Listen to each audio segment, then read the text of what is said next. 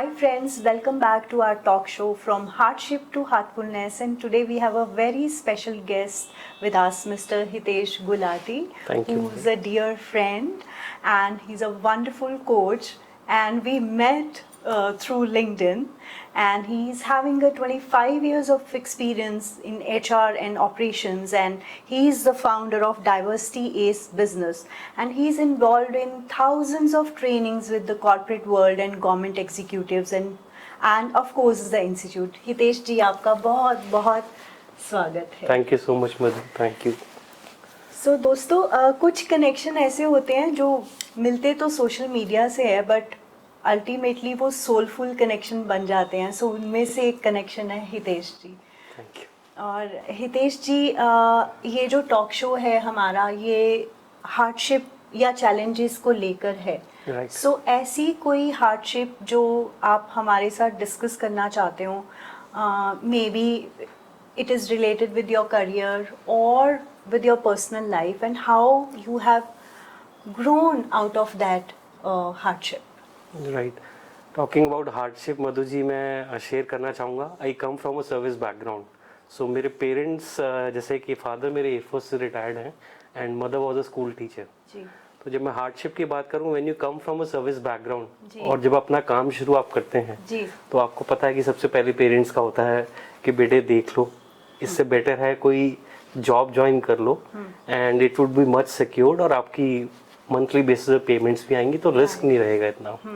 सो hardships में अगर बोलूँ, इनिशियल 4 साल मेरे बिजनेस के, जब मैंने अपना सबसे पहला बिजनेस शुरू किया था which was into recruitments, initial 4 साल सबसे ज़्यादा मेरे हार्ड थे, क्योंकि उसी ड्यूरेशन में मेरी शादी भी हुई थी और पेरेंट्स मेरे को बार बार इंसिस्ट कर रहे थे कि तू वापस जॉब में चलेगा. तो that period was one of the period जिसमें बहुत हार्डशिप्स मैंने देखी हैं. काफ़ी महीने ऐसे भी थे कि जिसमें कोई कमाई भी नहीं होती थी, और हार्डशिप्स हमें पता है कि हमारी लाइफ में हमेशा चलती रहती हैं किसी ना किसी टाइम पे, कुछ इंटरवल के साथ. यही हार्डशिप मैंने जिसमें आप कह लीजिए ग्रोथ भी काफ़ी मेरी अच्छी हो रही थी, बट उसके साथ साथ मेरा ट्रैवलिंग बहुत थी 2022 से 2024 में. हालांकि ट्रैवल आप देखते मैं आजकल भी बहुत करता हूँ, पर 2022 से 24 में मैं महीने में तकरीबन आप कह लीजिए 15 से 20 दिन में बाहर ही होता था. और इवन मेरे दोस्त और कई मेरे जो प्रोफेशनल्स हैं मेरे कांटेक्ट में, वो कहते थे तू भाई चंडीगढ़ में है या चंडीगढ़ से बाहर है.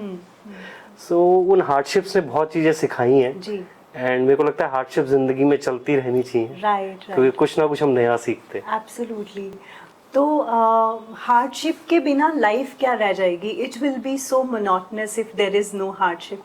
सो हितेश जी, जैसे आप बोल रहे हो कि आपकी शादी हुई and you wanted to pursue in not in the job but in trainings or some other, you have been associated with different NGOs also.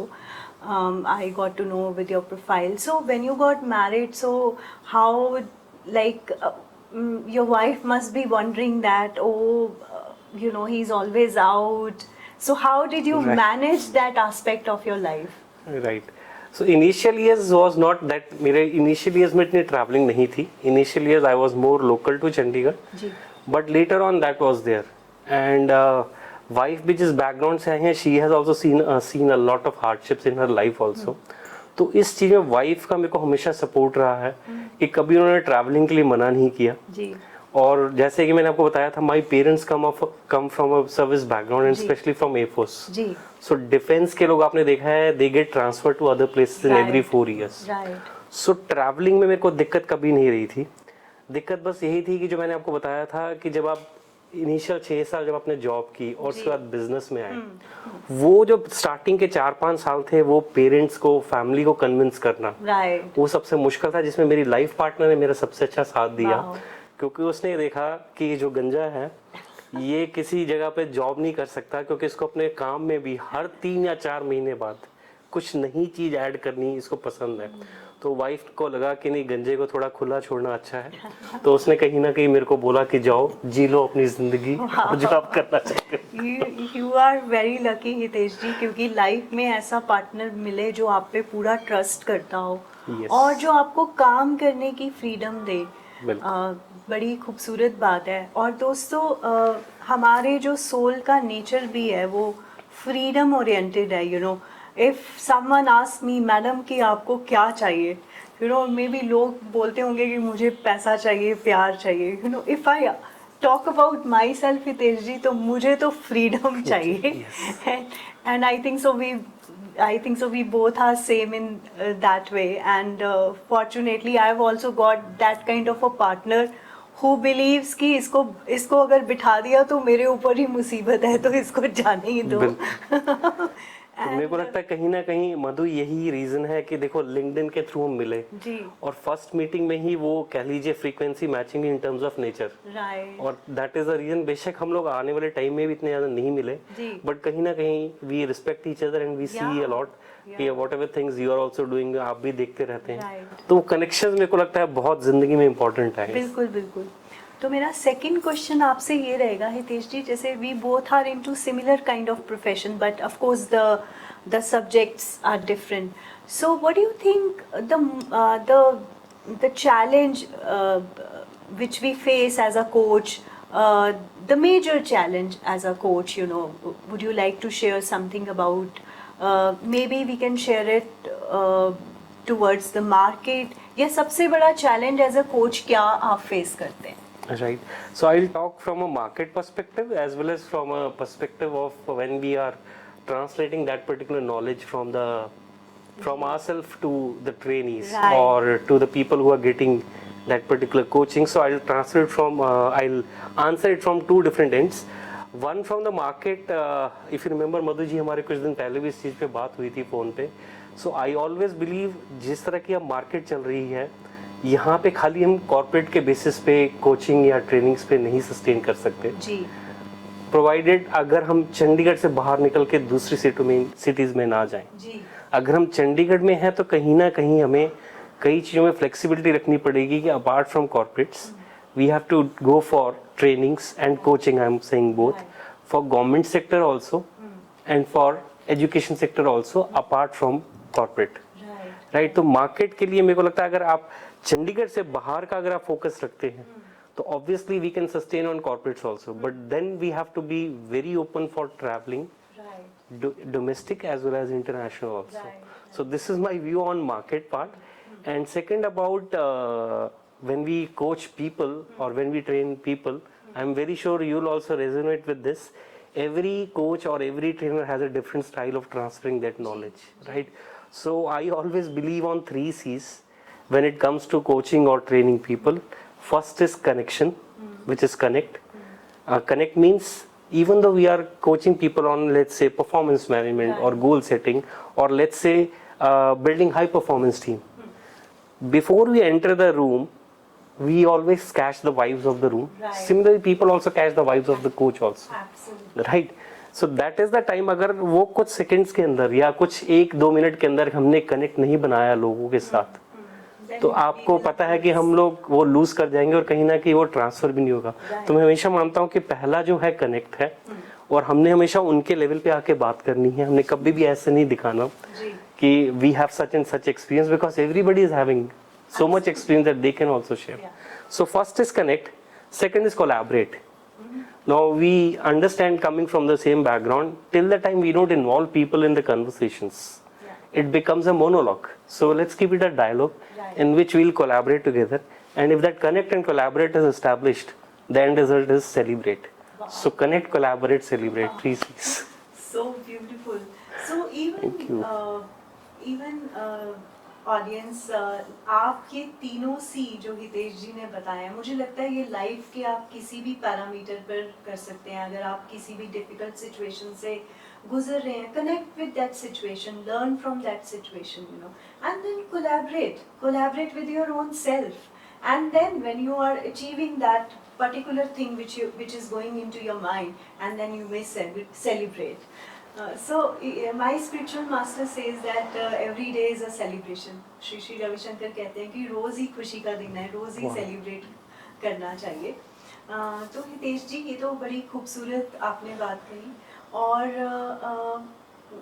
जब हम एज अ कोच हम ग्रो कर रहे हैं, सिर्फ मार्केट में नहीं या कनेक्शन में नहीं, what is the hardship this is a very deep question I'm asking you. What is the hardship or challenge which you're facing when you are growing from your heart and mentally or spiritually?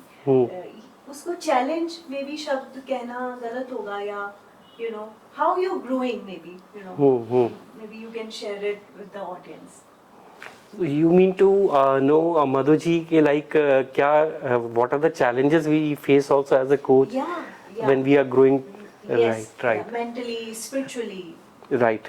So I always believe in two things. One is whatever work we are doing, consistency सबसे ज़्यादा जरूरी है. और consistency होने के बावजूद भी हम कभी भी ये एक्सपेक्ट नहीं कर सकते कि एज अ कोच हम जितना मर्जी अच्छा कर रहे हो हमारे लिए सारे लोग अच्छा बोलेंगे. तो मैं कुछ ऐसी चीज कह रहा हूँ कि जनरल ह्यूमन नेचर है. कोई भी आपको 10 के 10 लोग अच्छा नहीं कहेंगे, उसमें 2 लोग होंगे जो बोलेंगे ये गंजा बहुत खराब है, इससे ये चीजें नहीं करानी चाहिए. मैं आपको एग्जांपल अपना लेके बोल रहा हूँ क्योंकि गंजा जो है ना वो विलन के रोल में सबसे अच्छा लगता है. तो मैं इसलिए थोड़ा उस पर्सपेक्टिव से ये बोल रहा हूँ कि मार्केट में आपको खराब बोलने वाले आपके ही पर्टिकुलर डोमेन से भी होंगे, दूसरे डोमेन से भी लोग होंगे. पर कहीं ना कहीं मेरे को लगता है अगर हमारा काम बहुत अच्छा है स्पिरिचुअली, अगर मैं बात करूं, because spiritually is one is we don't bother about what people are saying about us. अगर हमारा काम वो रिजल्ट्स दे रहा है क्लाइंट को, सो इवन इफ 8 क्लाइंट्स अच्छा कह भी रहे हैं और 2 गलत कह भी रहे हैं, would not make any difference, because ये नजरिया है. कोई चीज सही है गलत नहीं थी, अगर हमने उसके हिसाब से जो हमने कमिटमेंट की है डिलीवर किए हैं रिजल्ट्स. सो अगर 8 पॉजिटिव कह रहे हैं that means it is something which this person is doing good. तो कहीं ना कहीं मेरे को ऐसा लगता है कि जब हम ग्रो कर रहे होते हैं हमें कई चीजों में ना बहुत ज्यादा सुननी आसपास की बंद करनी पड़ेगी और अपने काम पे ज्यादा फोकस करना पड़ेगा. So we have to certain times go into solitude also and certain times we have to go with people also, because obviously हमने जब मार्केट में रहना है तो सबके साथ रहना है, पर कई चीजों को सुनना है और इग्नोर कर देना है और कई चीजों को सुन के उसके ऊपर काम करना. बिल्कुल ब्यूटीफुल.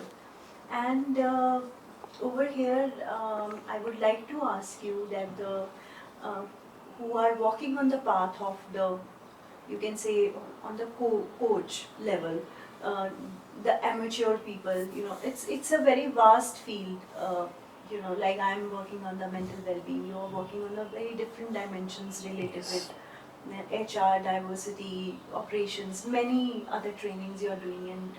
And so जो amateur coaches हैं और या जो इस पाथ पर आ रहे हैं, चाहे उनका फील्ड कुछ भी है, उनके लिए आप क्या कहना चाहेंगे?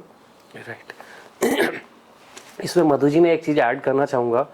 Doctors always give you medicine on the basis of whatever disease और problem they have discovered. So as a coach we always understand if we go without diagnosis and we start delivering our particular programs, that would be a total failure, that we all understand. So somehow for those coaches I have to say the program has to be totally customized, and even if you have customized the program also and you enter the room and you feel there's a difference in terms of the knowledge or in terms of the age group, because every age group gets engaged with through different activities. If I talk about case studies, Gen Z people would not be interested in listening to case studies. They would be more interested in role plays, game based learning. If I talk about Gen Y, they are interested in case study based learnings, then even role plays and even discussion on certain frameworks also. As we go to Gen X, they'll say games are totally waste of time, so let's focus on case studies, right? And that would be a much better approach coupled with frameworks. So we have to understand the pulse of each generation, and we as a coach or trainer also have to become more dynamic in nature. वो कहते हैं ना एस्से वाली चीज, जब आप exam देने जाते हो और एस्से में अगर कुछ आ जाता है, आप बेशक जितना मर्जी सोच के गए होते हो, आपको एंड टाइम पे चीजें चेंज करते हो आपस में. तो मुझे लगता है कहीं ना कहीं एज अ कोच और ट्रेनर हम अपनी फील्ड में ज्यादा अच्छे तब होते जाएंगे when we become more dynamic in nature, even though we have standard way of conveying certain things, but at the moment हमें कई चीजें चेंज करनी भी आनी चाहिए. बिल्कुल बिल्कुल. So over here the message is that when you are growing on this business, on this path, you know, you need to understand the client perspective, and maybe on the spot also you have to change certain thing. This is what Hitesh ji is telling. So my another question, Hitesh ji, this is another a very depthful question. Maybe we can answer it together. That we both are growing into this training part of our life, and the market is changing, you know. After COVID it has drastically changed. yeah. 2024 अलग था, 2025 अलग है, और 2026 I think so ये बिल्कुल ही अलग है. और जैसा कि हम सब जान रहे हैं कि वॉर चल रही है, ट्रम्प जी का अपना रोल है, so market is changing, you know. So how should we keep our heart and mind balanced in this kind of situation, even as a coach, even when we are not getting more work? What should we do, Hitesh? Right. So for us, Madhu, I am very sure I would like to hear your views also, because together we'll make it a much Right, better response. right. I'll share about my particular approach. At this particular time, I always work on content part. One is the content part, because for us, content is on the top priority, or you're on the topmost in the list, right? First is the content, and second is being a coach or a trainer, we are being remembered due to our particular approach, how we are going to deliver that, right? So every coach or trainer, I'm very sure you have also have a different approach, I also have a different approach. Similarly, our other friends who are into this industry, they also have their unique approach. So if I say about my approach, which basically gives me a kick, I work a lot with acronyms, short forms. Yeah. Like if you remember when we first met, I also shared that I am GDP. Yeah. Now when I say GDP, लोग कहते हैं gross domestic product, और मैं उनको कहता हूँ आपको क्या लगता है गंजा इतनी सीरियस बात करेगा? I always try to use acronyms as hooks, and hooks we all understand. Coaching और ट्रेनिंग में hooks सबसे ज़्यादा इंपॉर्टेंट होते हैं. अगर हमारे hooks एंड तक आ रहे हैं ट्रेनिंग में या कोचिंग में, तो लोग जागते रहेंगे. मतलब हम लोग फिर उस टाइम पे एक रिसोर्स पर्सन का और वॉचमैन का रोल दोनों अच्छा प्ले करके जाएंगे. एंड बीइंग अ कोच और a trainer, I think we have to play both the roles, being as a resource person and as a watchman.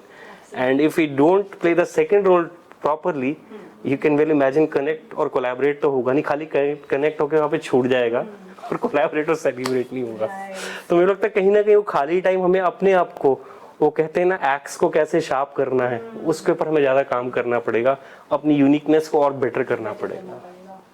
Absolutely. और So, मैं सुनना चाहूंगा आप कैसे इस चीज को करते हैं. yeah, so the first part is very, very similar, that for in our profession the content is our maibab, you know, that is God for us basically. And wo content comes with your experience also, that content comes from your soul also, that content comes with the discussion also. Yes. So हमें उस चीज़ पे बहुत मेहनत करनी चाहिए. मैं तो और भी बोलूँगी कि ये जो दिन है, ये बस अपने आप में, जिसे कहते हैं ना कि you have to be like your horse, है ना, जैसे वो पहन लेता है, what do you call that, जो हॉर्स को पहना देते हैं कि इसको आसपास की कोई चीज दिखाई ना दे और फोकस होके वो चलता रहे.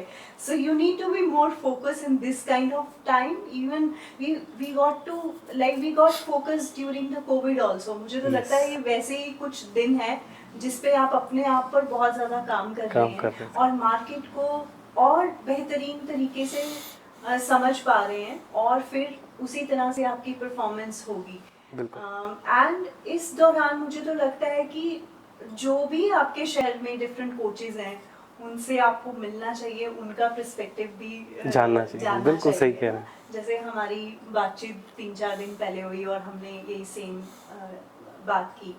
सो हितेश जी, जाते जाते ऐसा कुछ भी बताएं कि जैसे हम हार्डशिप करते करते फिर हम, ऐसा समय आता है जब हम खूब दिल से जीना शुरू कर देते हैं, because our topic is from hardship to Heartfulness.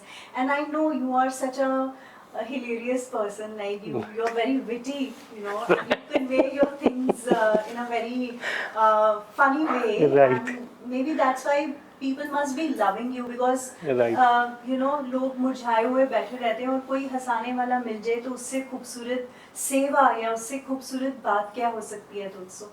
right. तो ऐसा, you know, from hardship, how did you learn that heartfulness immediately, और No. ये कुछ सालों की बात है? ये कुछ सालों की बात है मधु, तभी मैं थोड़ी ठंडी सांस ले रहा हूँ. और मैं इसको कहूँगा, मैंने अपने तबला और एबीसी के ऊपर काम किया इसके ऊपर। अब जैसे आपको ये आदत मेरी पता है कि I always play with acronyms, short forms. So when I से तबला, मैं आपको बताऊंगा किस तरह से। पहले मेरा सोचने का ढंग अलग था, उसके आप कह लीजिए 2012-13 के बाद मैंने अपने सोचने के ढंग को थोड़ा सा इम्प्रूव किया। Means I reframed my way of thinking. So I changed my thinking from becoming too much pessimistic and jumping to conclusions rather than that. मैंने ये सोचा कि कुछ नहीं होता, गंजे करना तू नहीं और करेगा तू ही, राइट। तो थिंकिंग को मैंने कहीं ना कहीं रीफ्रेम किया, सोचने का नजरिया बदला, थिंकिंग, ठीक है जी।